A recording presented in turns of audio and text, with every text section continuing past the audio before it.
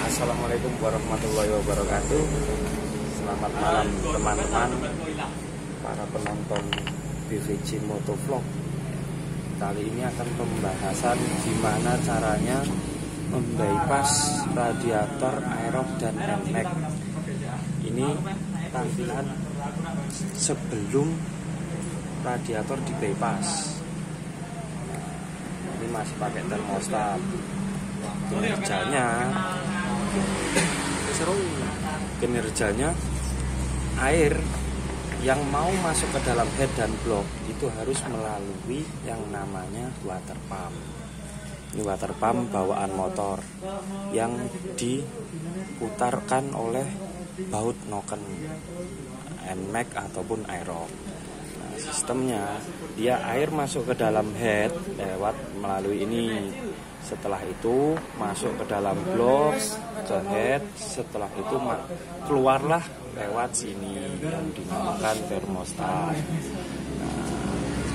Nah, air masuk ke dalam sini, akhirnya langsung mengalami pendinginan. Akhirnya masuk sini lagi. Seperti itu tadi lagi. Jadi sistem kinerjanya seperti itu.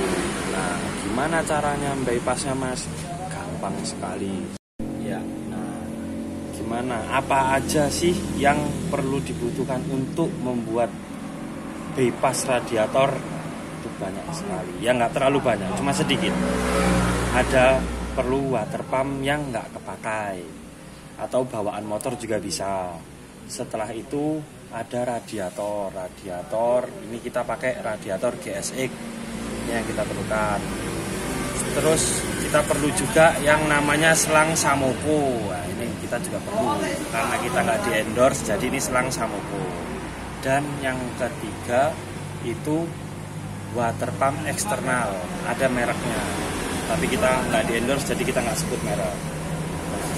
Yang perlu kita lakukan untuk membuat bypass dengan radiator eksternal dan water pump eksternal itu, yang pertama-tama kita harus melepas atau menyopot laker dan kipas yang ada di dalam bawaan standarnya. Kan sebelumnya seperti ini yang masih normal, ada lakernya, ada kipasnya, itu yang normal, masih standarisasinya motor. Nah, kalau mau dibuat bypass eksternal dengan menggunakan radiator eksternal yang volume lebih besar dan water pump eksternal, nah, kita harus merubahnya seperti ini perbedaannya. Ini yang masih menggunakan laker dan kipasnya bawaan standar di motor. Yang ini, nah, itu udah kita lem. Jadi sistemnya air masuk dari sini itu langsung keluar tanpa ditahan oleh kipas yang ada di dalam di sini. Jadi air langsung muter, langsung sirkulasinya tidak ada hambatan. Jadi langsung masuk, langsung keluar. Jadi nggak ada hambatan. Kalau yang ini standarnya ini radiator masuk ke arah sini itu masih diputarkan oleh kipas untuk keluar dari sini. Jadi kalau kipas ini nggak muter, jadi air juga nggak bakalan keluar dari sini. Makanya kenapa kita ambil laker dan kipasnya ininya, supaya air itu masuk langsung keluar dari sini.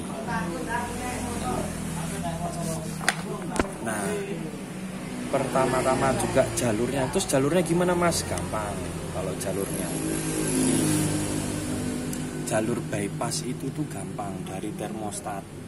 Termostat itu yang dari radiator, standarnya bawah sini. Kalau ini ada pasang radiator seperti ini nih.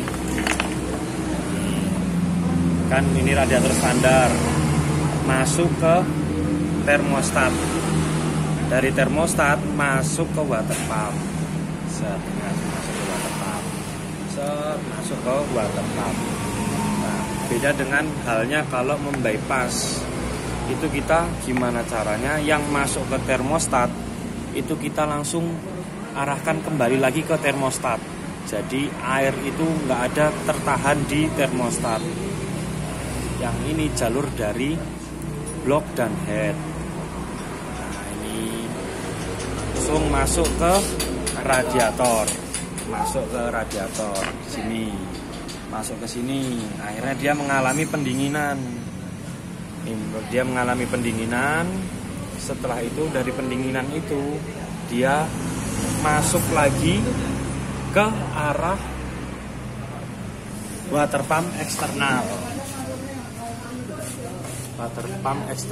Nah, dari tadi yang dari keluar dari blok udah masuk ke radiator, udah mengalami pendinginan, dia masuk ke ini yang warna hijau nih. Nah, itu warna hijau masuk ke water pump eksternal. Akhirnya water pump eksternal ini membantu dorong air masuk ke head gun block yang water pump yang bawaan motor yang sudah kita custom, yang sudah kita ambil lakernya dan kita copot kipasnya.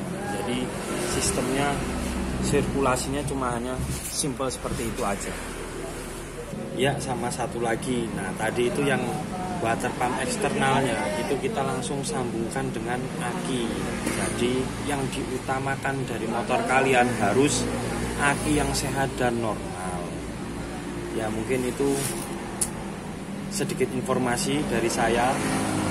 Mungkin sekian dan terima kasih. Wassalamualaikum warahmatullahi wabarakatuh.